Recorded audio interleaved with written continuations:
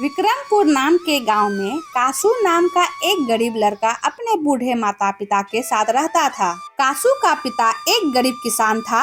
एक दिन जब कासू का पिता खेत में काम कर रहा था तो अचानक बेहोश होकर गिर पड़ा और लंबे समय के लिए वह बीमार हो गया, जिस कारण अब परिवार की जिम्मेदारी कासू पर आ गया। वह अपने खेतों में फसल को उगाता और उसे बेचकर अपने परिवार का पालन पोषण करता था। बेटा, वैद्य जी ने तुम्हारे पिताजी को समय पर दवा और अच्छा खान पान देने को कहा है। मैं भी काफी दिन से दवाई नहीं ले पा रही हूँ। मेरे भी कमर का दर्द बढ़ गया है। जितना भी रुपया तुम्हारे पिता ने जमा किया था वह सब उसके इलाज में ही खत्म हो गए हैं।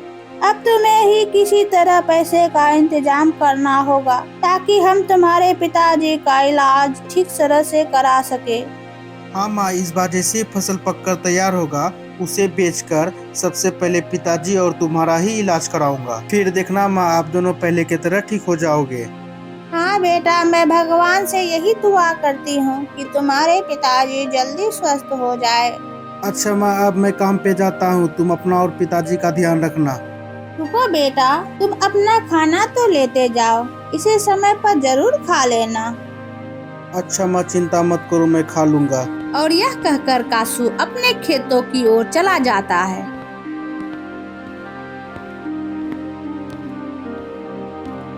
इस बार किसी न किसी तरह मुझे अच्छी फसल उगानी होगी। और यह कहकर कासू अपने खेतों में जी जान से मेहनत करने लगता है। वह अपने खेतों को अच्छी तरह से खुदाई करता है। उसके बाद अच्छे किस्म के बीज और उसमें खाद डालता है। तभी कासू का बचपन का मित्र बिज्जू उसके पास आता है।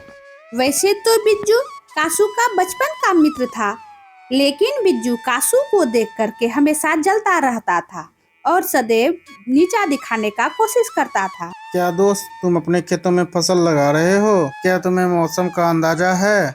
हाँ बिज्जू, इसीलिए तो फसल बो रहा हूँ ताकि बारिश होने से मेरी फसल अच्छी हो।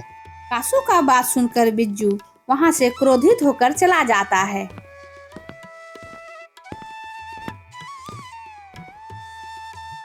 कासू अपने खेतों को अच्छी तरह से बोकर जो समय बचा वह पैसे की तंगी को दूर करने के लिए दूसरों के खेतों में मजदूरी करता है। देखते ही देखते कुछ दिनों में कासू के खेत हरे भरे होकर लहलहाने लगते हैं। कासू अपनी लहलहाते फसल को देखकर काफी खुश होता है। तभी उसका मित्र बिज्जू भी उसके खेतों पे आता है।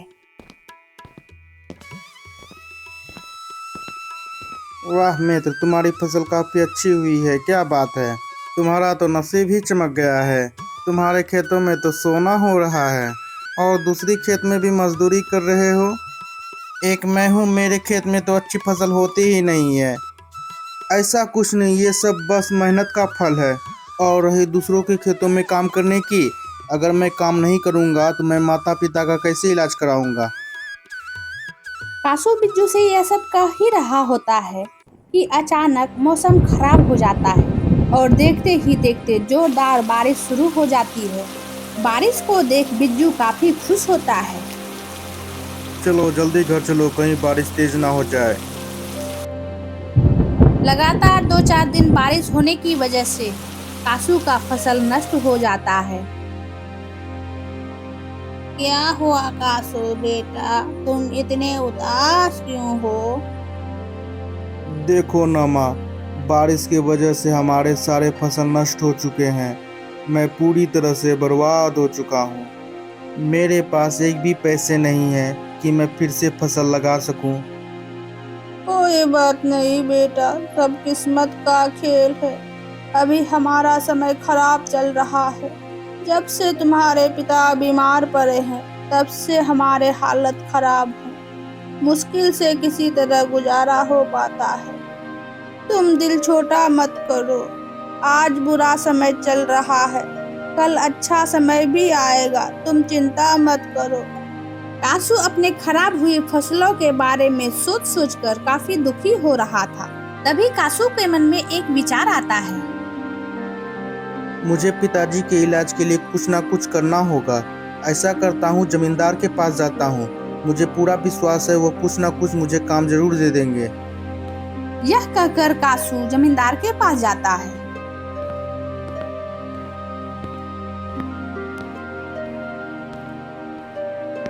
प्रणाम जमींदार जी, मेरा नाम कासू है। मैं इसी गांव का रहने वाला हूँ। मैं आपके पास काम की तलाश में आया हूँ ताकि मैं अपने पिता का इलाज करा सकूँ। ठीक है, तुम मेरे गोदाम में रह सकते हो। मैं तैयार हूँ मालिक। ठीक है, तुम आज से ही काम पे लग जाओ। कासू काफी मन लगाकर काम करता है। कासू को कड़ी मेहनत करता देख जमींदार काफी खुश होता है। बिज्जू भी जमींदार के घर काम करता था। कासू को काम करता देख बिज्जू चौंक जाता है। अच्छा, तो ये भी यहाँ काम करने के लिए आ गया है। देख मैं तुझे कैसे फंसाता हूँ। एक दिन मौका पाकर बिज्जू जमींदार के तिजोरी से कुछ रुपए चुराकर कासू के झोली में रख देता है।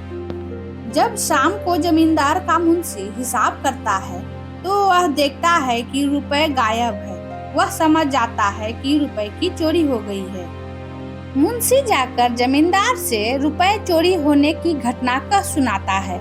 जमींदार गुस्से में आकर घर के सभी नौकर को एक जगह बुलाता है और पूछता है, मैं जानता हूँ चोर तुम ही में से कोई एक हो। सच सच बता, तुम में से चोरी किसने की है? अगर सच सच बोल दिए तो सजा कम मिलेगी। मालिक, मैंने कासू को आपके तिजोरी के पास देखा था। जरूर कासू ने ही चोरी की होगी। नहीं नहीं मालिक, मैं सारा दिन तो गोदाम में ही हूँ। मैंने चोरी नहीं की है। जाकर कासू के सामान का तलाशी लिया जाए।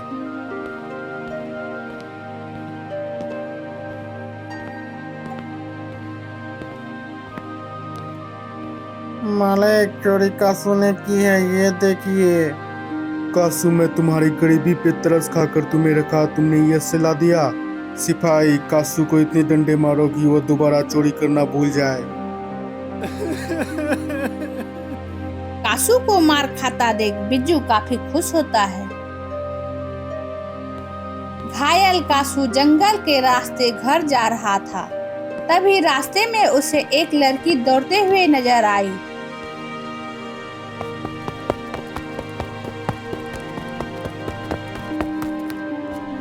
लड़की के पीछे एक बाघ पड़ा हुआ था।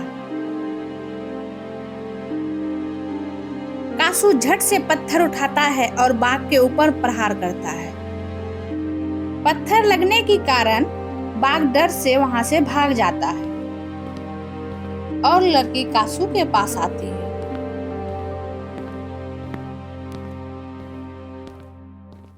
कासू, तुम्हारा बहुत बहुत धन्यवाद, तुमने मेरी जान बचाई है। तुम्हारा ये हालत कैसे हुआ? आप मेरा नाम कैसे जानती है? मैं आपसे तो कभी नहीं मिला। तुम जिस जमींदार के घर काम करते हो, मैं उसी की बेटी हूँ। कासू सारी घटना उस लड़की को बताता है। ये चोरी किसने किया है मुझे पता है। ये तुम्हें फंसाने की एक साजिश है, मैं सब समझ गई हूँ। चलो, मैं तुम्हारे घर तुम्हें छोड़ देती हूँ।